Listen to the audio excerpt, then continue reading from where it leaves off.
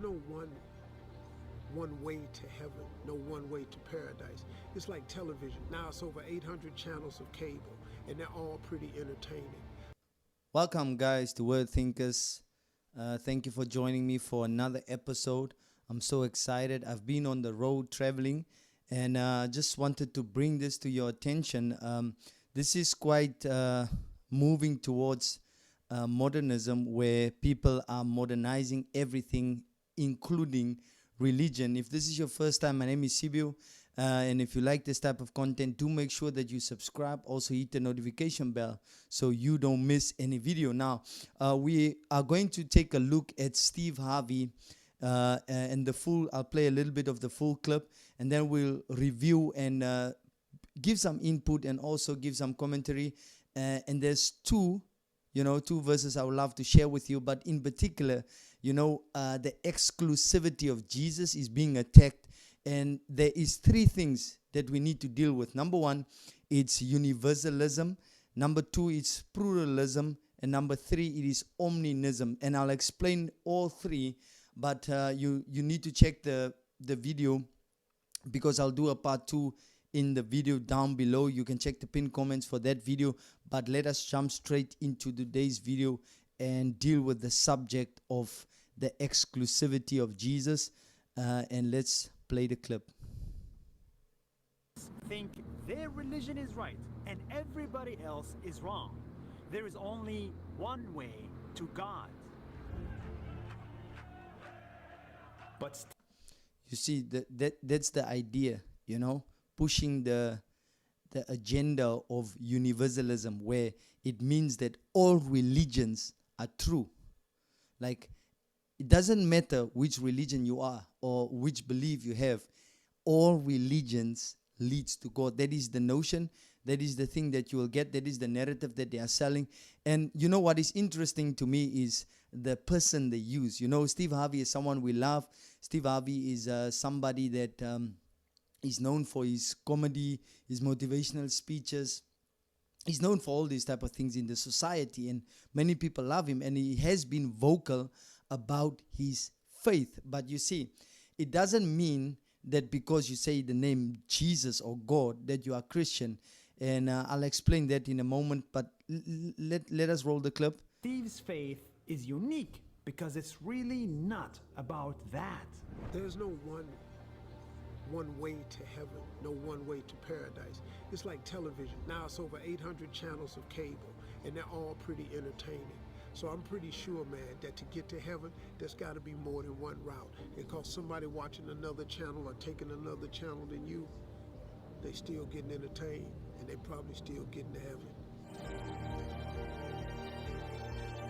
Now, you see what Steve is doing is like he's sort of the model of selling this concept of universalism, where his faith can be merged with another faith, and both of them can be equally true at the same time. Now, this brings us to the exclusivity of Jesus, which Jesus claims. And Jesus, in John chapter 14, verse 6, Jesus says that I am the way, the truth, and the life.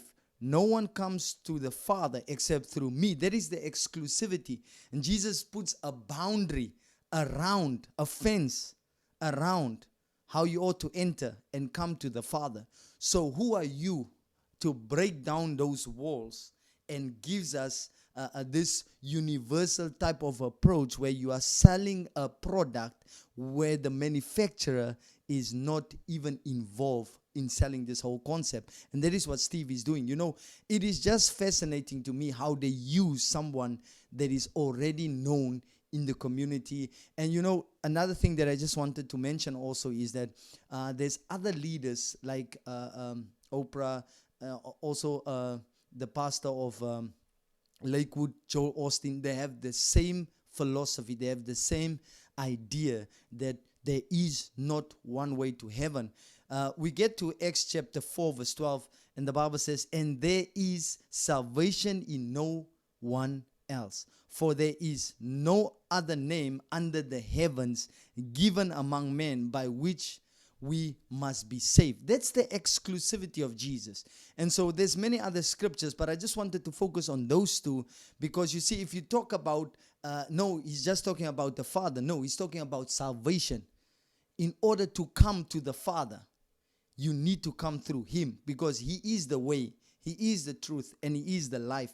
And so no disrespect to other religions, but that's the exclusivity of Christianity. That is what makes us different, is that we have a Messiah that raised on the third day, and no other religion can claim that, because they are not, there's no living God.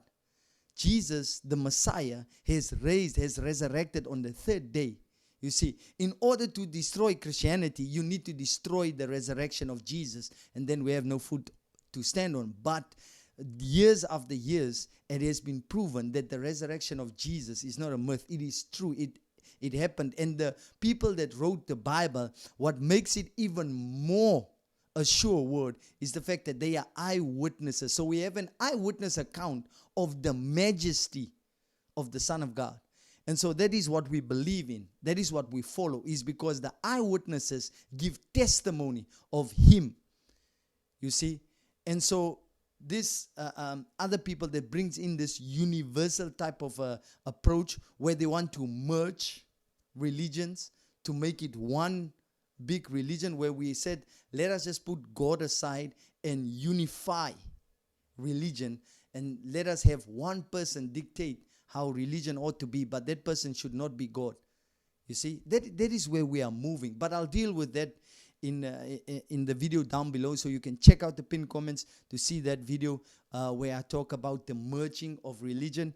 And but for this is the exclusivity of Jesus. Christianity claims that, and we have the rights to claim that, because we have a Messiah that is alive. We have a Messiah that has been resurrected on the third day, and that is the claim, and that is the truth, and that is the grounds that we stand on as Christians. It is the resurrection of Jesus that claims exclusivity, and therefore we believe in that, and therefore nobody can come and say this is not, we need to unite and put God aside and try to unify and build tolerance in a situation that has nothing to do with Christianity. In fact, he used an analogy where he says there's over 800 channels.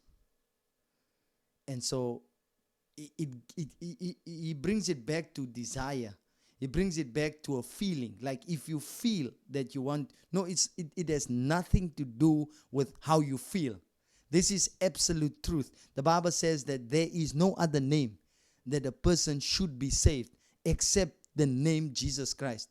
And so if you want to be on the other side, remember the Bible says there is a way that seems right unto the man, but the end thereof is death and destruction.